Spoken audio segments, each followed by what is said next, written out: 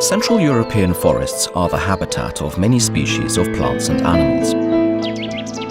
Birds are an important element of the forest ecosystem, playing an important role in its functioning. Their singing fills the surroundings, and the multiplicity of colors and shades of feathers arouses our admiration. And the closer look we take at them, the more admiration we feel. Birds are allies of foresters and forest protection.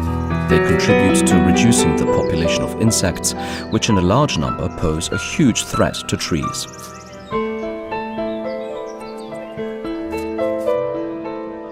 Birds catch the most insects in the breeding season.